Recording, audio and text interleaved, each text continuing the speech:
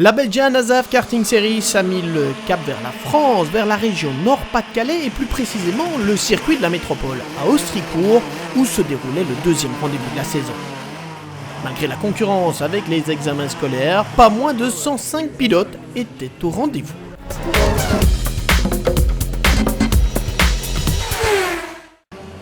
On commence ce tour d'horizon par la catégorie X30 Senior où le leader du championnat Tristan Foldesi a signé la pole position devant Vincent Marcerou, le français, Vincenzo Schilacchi est 3ème et le néerlandais Mike Bartels a signé le 4e temps des essais qualificatifs. Départ de la première course, Tristan Foldesi surveille ses adversaires mais il peut virer en tête sur une piste, vous le voyez, encore légèrement humide. Tous les concurrents qui sont d'ailleurs partis en pneus pluie. Tristan Foldesi est le premier leader, Vincent Marcerou est lancé à sa poursuite et on a vu Clément Riquet revenir à la 4e position. Il va tout d'abord doubler Vincenzo Schilacchi pour la 3e place et puis revenir sur son compatriote Vincent Marcerou pour le doubler de très belle façon ici à l'intérieur de l'épingle. On note aussi la belle remontée de Nelson Desplat qui sera en lutte avec Clément Riquet pour la 2e marche du podium, mais tout cela se fait très loin d'un autoritaire leader, Tristan Foldesi, vainqueur devant 4 Français, Clément Riquet, Nelson Desplat, François-Xavier Venet et Vincent Marcerou. Avant la course 2, on fait chauffer les mécaniques, on peaufine un peu les réglages, et c'est reparti, Tristan Foldesi sur une piste sèche, cette fois virant tête au premier virage, devant Nelson Desplat, Clément Riquet et Vincenzo Schilacchi. Comme lors de la première manche, Tristan Foldesi se place d'emblée en tête, même si Nelson Desplat, dans un premier temps, semble pouvoir suivre le rythme du Belge. Pour la 4e position, belle bagarre entre Vincenzo Schilacchi et François-Xavier Venet, avec Mike Bartels juste derrière eux. On aura droit à quelques beaux dépassements dans cette lutte pour la 4e position. Et c'est finalement François-Xavier Venet qui parviendra à prendre cette 4e place, qui va même se transformer en 3e après l'arrivée, car Clément Riquet, on lutte ici avec Nelson Desplat, se verra exclure pour une petite irrégularité technique. Nelson Desplat étant passé en 2e position, il conservera bien sûr cette place, mais François-Xavier Venet récupérera la 3e position, de quoi limiter un peu les dégâts au championnat par rapport au grand vainqueur du jour, Tristan Foldesi. Ouais, super week-end, on a fait encore un exceptionnel travail avec le team Kodokan. Thierry que je remercie énormément, le châssis AS qui fonctionne vraiment très très bien, mon papa qui fait tous mes réglages et ça marche vraiment très bien.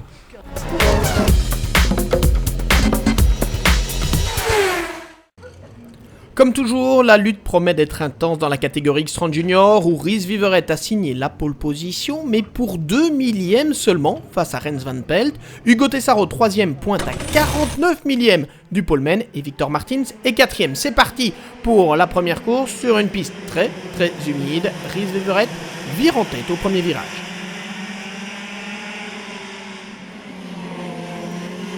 Mais la lutte sera directement très intense avec Victor Martins, le double vainqueur de Mariembourg, qui vient attaquer une première fois Ries Viveret ici, qui se fait repasser. Vous aurez remarqué que Rens Van Pelt s'est intercalé également à la 2e position. Viveret, Van Pelt, Martins, le trio de tête donc, qui va rapidement se transformer en solo pour Victor Martins, qui a pris les commandes et qui s'échappe peu à peu. Derrière par contre, ça reste très animé entre Rens Van Pelt, Ries Viveret, Hugo Tessaro et Martin Ebet, bien revenu à la 5e position. Martin Ebet poursuit d'ailleurs son effort, on le voit ici doubler Ries Viveret pour la 3e place. Il terminera donc à cette position, derrière Victor Martins, vainqueur, et Rens Van Pelt, 2e. Il y a de la revanche dans l'air au moment où va être donné le départ de la 2e course de la catégorie X30 Junior sur une piste sèche. Cette fois, Victor Martins est en pôle grâce à sa victoire de la première manche. Il devance Martin Ebet, qui a pris un excellent envol et qui le suit directement. Un 3e homme vient se mêler à la lutte en tête, c'est Rens Van Pelt qui a pris la tête pendant quelques instants.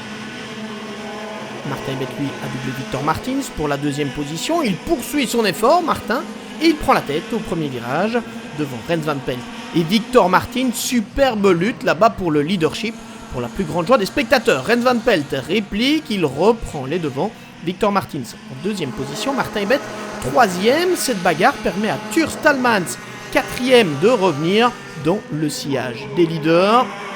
Le jeune néerlandophone poursuit d'ailleurs sur cette voie, il a doublé Martin Ebet et il s'attaque maintenant à Victor Martins pour passer en deuxième position. La lutte est chaude derrière, regardez comment Martin Ebet passe devant Victor Martins. Et vous l'aurez remarqué, cette bagarre permet à d'autres de revenir, notamment Eli Goldstein, parti 9ème et qui figure désormais au 4e rang. Et si Martin Ebet va connaître une fin de course difficile, Tur Stalmans et Eli Goldstein vont se disputer jusqu'au bout la deuxième position. Tur Stalmans étant pénalisé pour avoir trop défendu cette position. C'est finalement Rens Van Pelt qui s'impose devant Eli Goldstein et Ries Wieveret troisième. Sur le podium du jour, on retrouve Rens Van Pelt, Victor Martins et Eli Goldstein.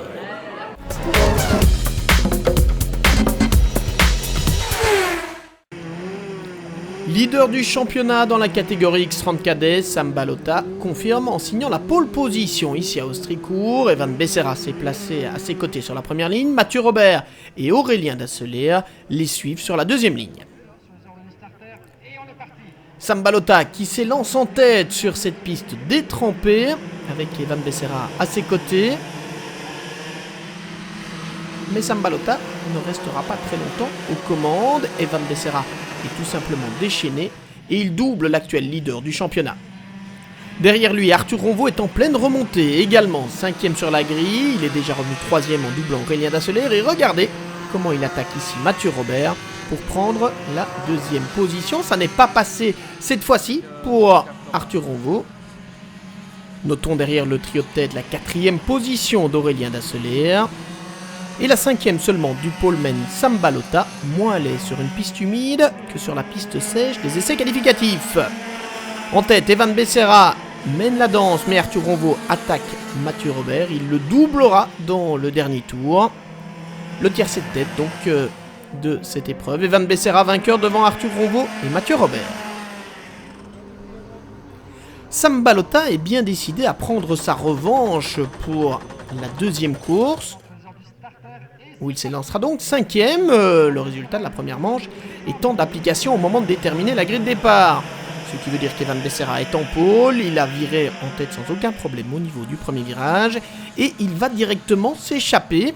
Derrière lui, Arthur Ronvaux est en deuxième position, Mathieu Robert 3ème, mais attaqué déjà par Sam Balota. Un peu plus tard dans la course, Aurélien Dasseler double Arthur Ronvaux, ce qui lui permettra de prendre la 3ème place. Et devant donc le jeune pilote de Braine-l'Alleud, Evan Becerra, s'impose devant Sam Balota et Aurélien Dasseler. Je comptais pas me réveiller en faisant ça, on n'avait pas l'habitude et ça s'est très bien passé. Et je suis vraiment content et je remercie Rave Racing et toute ma famille. Au terme de la journée, Evan Becerra remporte sa toute première victoire devant Sam Balota et Aurélien Dasseler.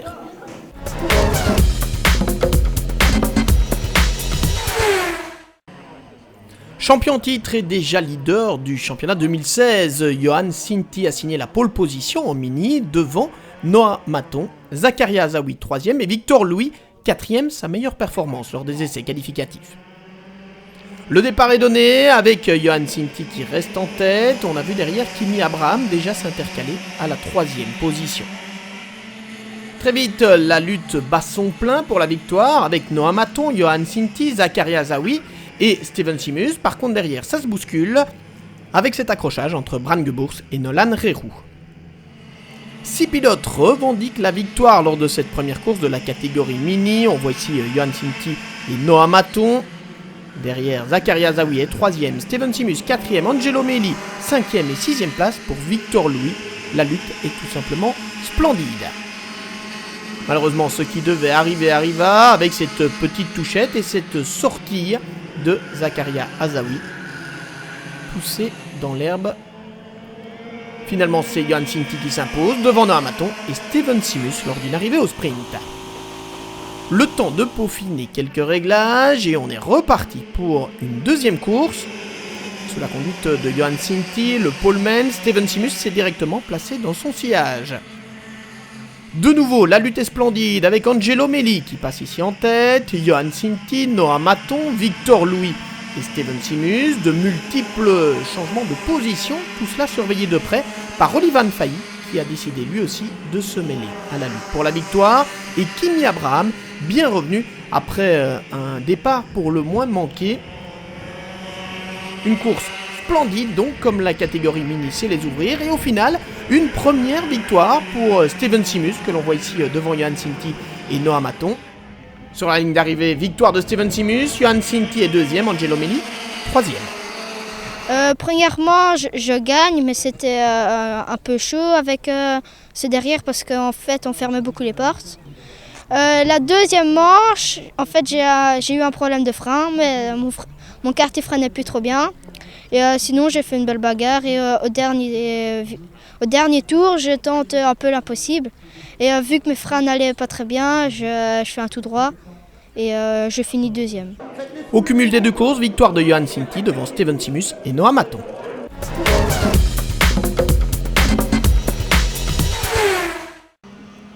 La catégorie X30 Super n'est pas très fournie malheureusement sur ce circuit d'Austricourt, faute principalement à la concurrence avec les examens scolaires. Corentin Collignon, double vainqueur à Mariembourg, a signé la pole devant Dimitri Triskost, Baptiste Delabrosse et Christophe Aublin, quatrième des essais qualificatifs.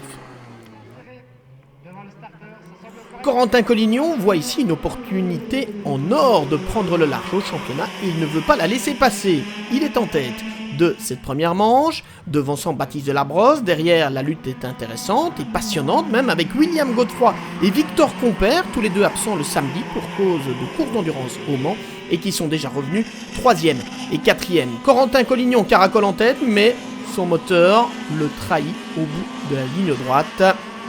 Grosse déception pour le pilote français. William Godefroy devra lui aussi renoncer et finalement on retrouve donc en tête de la course deux Français, Victor Compère et Baptiste Delabrosse, poursuivis par Matteo Raspatelli. Le tiercé de tête ne changera pas et malgré sa lointaine position sur la grille de départ, c'est Victor Compère qui s'impose devant Baptiste Delabrosse et Matteo Raspatelli. Donc c'est reparti pour la deuxième course. Victor Compère vire en tête au niveau du premier virage, Baptiste Delabrosse et Matteo Raspatelli prennent directement son sillage. Pas pour longtemps, Victor Compère est intouchable sur ce circuit d'Austricourt et il s'échappe en tête de la course. Derrière, Baptiste Delabrosse est deuxième, c'est chaud pour la troisième position entre Corentin Collignon et William Godefroy qui n'hésite pas à se frotter quelque peu et qui du coup laisse partir Baptiste Delabrosse vers la deuxième position. Corentin Collignon est finalement parvenu à doubler William Godefroy et il va peu à peu revenir sur Baptiste Delabrosse avant de prendre le meilleur sur son compatriote pour la deuxième position. Mais l'écart est trop important par rapport à Victor Compère, solide leader. Et le suspense de la fin de course se résumera donc à un duel entre Baptiste Delabrosse et William Godefroy. C'est finalement William qui aura le dernier mot. En attendant, en tête de la course, Victor Compère ne regrettait pas d'être revenu du Mans pour disputer cette épreuve. Comme on n'avait pas fait les chronos, du coup je partais dernier à la première course. Et du coup on a dû remonter un petit peu pour gagner la première. Puis après la deuxième, on a conclu. Donc voilà.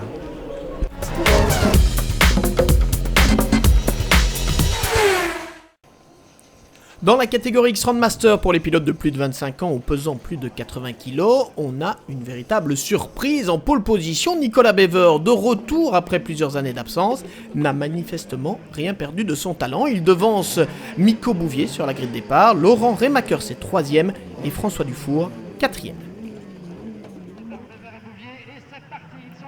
Nicolas Bever qui parvient à garder son avantage au moment de l'envol. Derrière, Justin Bones a pris un excellent départ, il est déjà 3e. Et il emmène dans sa roue Martin Brunet. Nicolas Bever et Miko Bouvier sont isolés en tête de la course. Ils se disputent la victoire, parfois avec une petite touchette sur les pilotes à qui ils prennent un tour, comme Guy Lamal ici. Et Nicolas Bever qui est le premier à passer sous le drapeau damier devant Miko Bouvier, mais les deux seront pénalisés pour un spoiler avant d'éclipser. Tout profit pour Martin Brunet qui récupère donc sur tapis vert sa toute première victoire. Il s'impose devant Justin Bones et Nicolas Bever. On souffle pendant quelques instants, on analyse la première course et on démarre pour la seconde confrontation. Justin Bones, qui aurait dû partir depuis la deuxième position sur la grille de départ, n'a pas pu s'élancer. Pas plus de chance pour Martin Brunet, impliqué dans un accrochage lors du premier tour. Et ce sont dès lors Nicolas Bever et Miko Bouvier qui se retrouvent de nouveau en tête. Mais regardez, Nicolas est en proie à des problèmes techniques. Une durite d'eau en fait s'est détachée et son moteur commence à chauffer. Miko Bouvier met la pression. Et lorsque Nicolas est victime d'un bris de moteur, le pilote de Falisol prend la tête. Vous avez vu, ils ont évité de peu l'accrochage. Et abandon donc pour Nicolas Bever qui méritait assurément mieux pour son retour. Miko Bouvier se retrouve donc seul en tête devant Laurent Remakers, François Dufour, Laurent Do et Alexandre Blabier. Les pilotes qui termineront d'ailleurs dans cet ordre. En attendant, victoire facile donc de Miko Bouvier qui réalise une superbe opération au championnat et qui voulait aussi saluer la belle performance de son rival du jour, Nicolas Bever. Venu Nicolas, très très beau pilote avec un beau palmarès. C'était chouette de le voir, j'aime bien quand ils viennent ainsi, on se bat bien, on a une catégorie assez fun et c'est chouette, l'ambiance est bien. Une belle pole pour lui, 2 dixièmes devant moi, première manche, ça a été grosse bagarre. On a fini dans une demi-seconde je pense. Et la deuxième, il a eu un petit souci là. Je pense que ça aurait été une grosse bagarre encore dans la deuxième manche. Dommage qu'il a eu un petit problème technique. Tant mieux pour moi en même temps. Donc voilà, je récolte la victoire. Je dis tant mieux, c'est bien.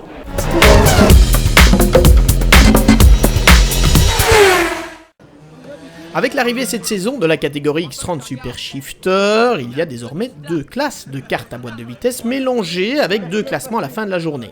Mais sur la piste, les pilotes sont groupés. On voit d'ailleurs apparaître en pole position Olivier Palmars devant François Bécamel. Départ arrêté bien sûr. Et c'est parti pour cette première manche.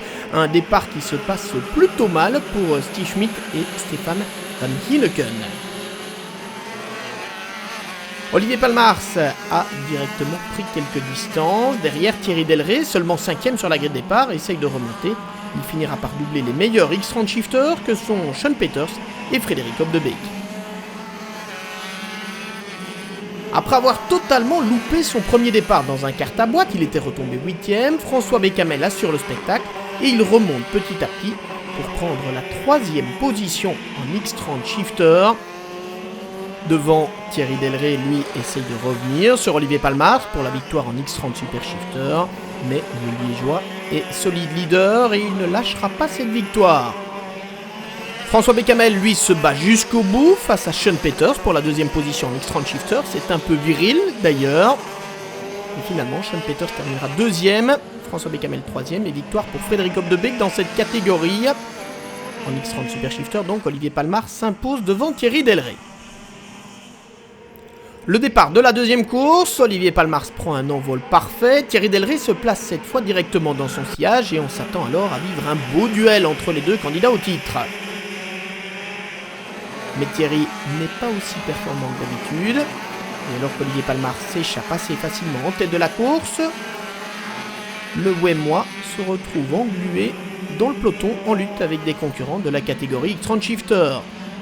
Victoire facile donc pour Olivier Palmars. Thierry Delray marquant néanmoins les points de la 2e position en X30 Super Shifter. Quant à la 3e place dans cette catégorie, elle reviendra à Émilien Buffet, pas verni lors de la première course et qui prend donc ainsi sa revanche. Franchement, ça a marché du début du week-end jusqu'à la fin, c'était correct. C'est vrai que Thierry n'était pas très au top, ça n'allait pas trop. Pas eu trop de mal, c'est vrai que j'ai fait une petite erreur, mais bon... C'était juste un petit moment de... J'étais pas bien concentré, mais après je me suis remis en route et ça a été tout seul. Du côté de la catégorie X30 Shifter, Frédéric Hopdebeek pensait bien remporter sa 4e victoire en 4 courses. Malheureusement, l'Anversois a été déclassé après l'arrivée, suite à un petit problème réglementaire au niveau du carburateur. Sean Peters en profitait donc pour récupérer la victoire, du moins le pensait-il, mais François Bécamel, après un départ raté, parvenait à revenir et à s'imposer devant Sean Peters. Corentin Grégoire, lui, sortait vainqueur de son duel avec Darragh Adriansens pour prendre la 3e position dans cette course 2. C'était une catégorie que je connaissais pas, heureusement avec un circuit que je connais très bien, c'est les circuits de mon enfance. Et oui, difficile au départ, des départs difficiles, mais une grosse pointe de vitesse, ce qui nous a permis quand même de gagner la catégorie, donc c'est vraiment bien, un bon week-end. Et je voudrais remercier mon équipe Eurokarting, HRM1 et mon mécano Luc pour ce super week-end.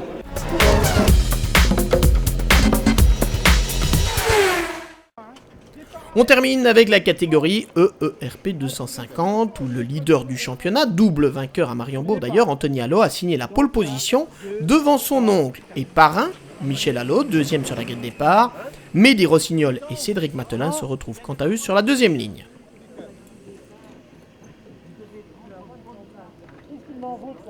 Dans ces conditions très aquatiques, le départ est un peu délicat et c'est Cédric Matelin qui vire en tête au premier virage, pendant que Mehdi Rossignol, lui, victime d'un bris de direction, doit déjà renoncer.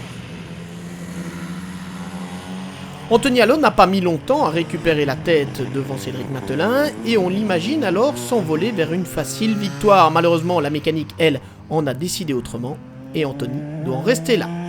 Tout profit pour son parrain Michel Allot qui, dans un style tout en glisse, s'offre la victoire lors de cette première course. Michel s'impose devant Joseph Gillin, deuxième donc, et troisième position pour Cédric Matelin. Il fait nettement plus sec au moment de s'élancer pour la deuxième course, mais Michel Allot est directement victime d'un petit souci. Et c'est donc Joseph Gillin qui est le premier leader. Pas pour longtemps, Anthony Allot, après ses malheurs de la première course, est directement revenu. Et il va s'emparer de la tête de la course. Deuxième, Joseph Gillin tente bien de suivre le rythme. Malheureusement, il sera trahi par sa mécanique. Pas de chance donc pour un pilote qui aura marqué ce rendez-vous d'Austricourt. Cette deuxième course, elle, sera marquée par une incroyable hécatombe. Et finalement, c'est Julien Terwagne qui termine en deuxième position, qui sera aussi la dernière d'ailleurs, 2 pilotes seulement rejoignant l'arrivée. Victoire donc d'Anthony Allot qui réalise une bonne opération au championnat devant Julien Terwagne, mais en marquant les points de la troisième position, c'est Michel Allot, le vainqueur du jour. Ben oui, surtout sur la pluie ce matin, je suis bien démarré, puis je me suis fait doubler par mon filleul directement, qui roule très très très bien aussi, beaucoup plus jeune bien sûr, enfin que soit... Il est là. Mais malheureusement, il a eu des soucis techniques. J'étais derrière lui. Il a dû arrêter à cause de l'humidité, la pluie et tout, que je suis repassé premier. Donc je termine premier de la première manche. C'est ici que se termine la deuxième épreuve de la Belgian ASAF Karting Series 2016. Le prochain rendez-vous est fixé le 14 août sur le circuit de l'Ambrange.